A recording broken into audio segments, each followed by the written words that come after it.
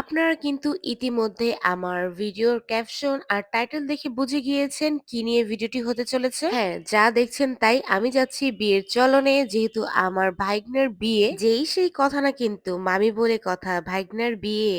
সেই দূরে যাব আমরা, অনেকটা ঢাকা ছেড়ে। কোথায় গিয়েছি, কি কি মজা করেছি, সব থাকবে এই ভিডিওতে। হ্যালো এভরিওয়ান, আসসালামু আলাইকুম। কেমন আছেন আপনারা সবাই? যেহেতু আমরা ঢাকার অনেকটা দূরে যাব হচ্ছে ব্রাহ্মণবাড়িয়া, এই কারণে সবাই সকাল সকাল রওনা দিয়ে দিয়েছি।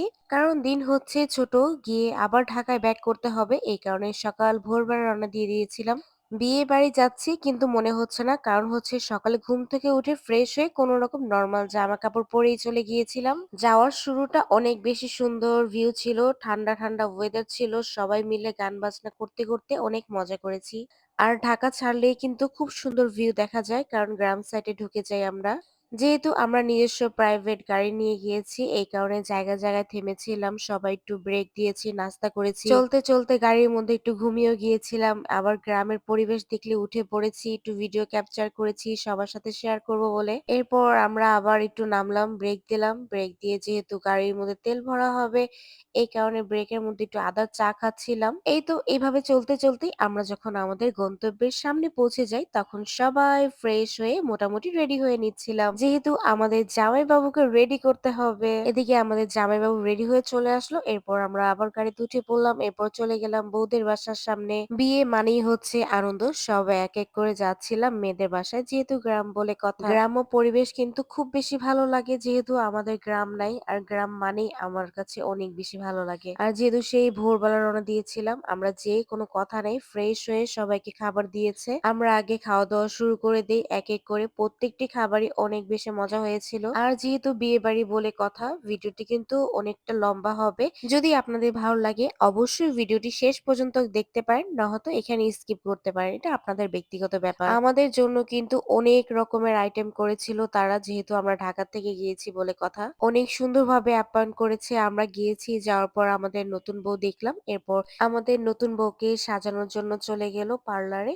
এরপর সে ওদিকে সেজে আসছে, এদিকে আমরা খাবার দাবার শেষ করে নিচ্ছিলাম, কারণ আমরা সচরাচর এত দূরে জার্নি করা হয় না, এই ফার্স্ট টাইম। আর সবাই মিলে, বাচ্চারাও গিয়েছিল, একটু ক্লান্ত হয়ে গিয়েছে সবাই। গ্রামের বিয়ে যেমন সুন্দর হয়, গ্রামের খাবারগুলো কিন্তু খুব মজা হয়, তারা ঘরোয়া ভাবে রান্না করেছিল, অনেক মজা হয়েছিল খাবারগুলো। সাথে আমাদের জন্য আবার জর্দা রান্না করেছিল, আর তাদের নিজস্ব গরুর দুধ দিয়ে দই বানানো হয়েছিল। দইটা অনেক বেশি মজা হয়েছিল, ঢাকার দইয়ের থেকে অনেক মানে ভালো, খুবই মজা ছিল।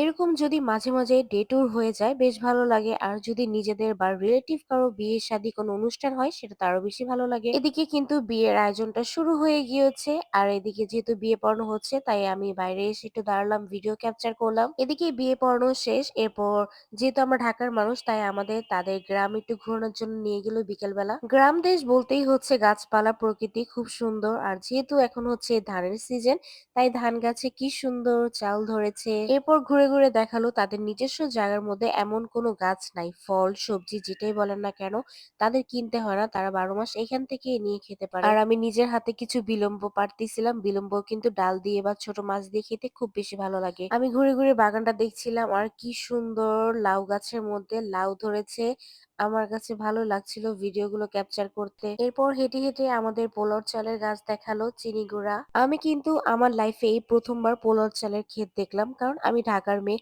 আমার গ্রাম নাই, আমি কখনো এগুলো দেখিনি নিজের চোখে। এখানে বাচ্চারা চাপকল দিয়ে একটু খেলা করছিল, সবকিছু মিলে সন্ধ্যা হয়ে যাচ্ছিল। এরপর বাসায় চলে গেলাম, আমাদের জন্য কিছু নাস্তার ব্যবস্থা করেছিল, সবাই মিলে নাস্তা করলাম। নাস্তা করে কিন্তু বউ নিয়ে বেরিয়ে গেলাম, যেহেতু ঢাকার উদ্দেশ্যে রওনা দিব। আশা করি আমার ভিডিওটি আপনাদের ভালো লাগছে, ভালো লাগলে অবশ্যই কিন্তু বেশি বেশি করে লাইক কমেন্ট শেয়ার করে দিবেন। আর ভিডিওটি কেমন লেগেছে অবশ্যই সুন্দর সুন্দর কমেন্টে জানাবেন। আর বউর বাড়ির থেকে আসার সময় কিন্তু বউর বাড়ির থেকে অনেক রকমের খাবারও দিয়েছে, আর পিঠা 1 ড্রাম ভরে দিয়ে দিয়েছিল। নেক্সট ভিডিওতেই দেখাবো 1 ড্রাম ভর্তি পিঠা ছিল, আর পিঠার নিচে কি কি ছিল। এই নিয়ে থাকবে নেক্সট ভিডিও। আল্লাহ হাফেজ।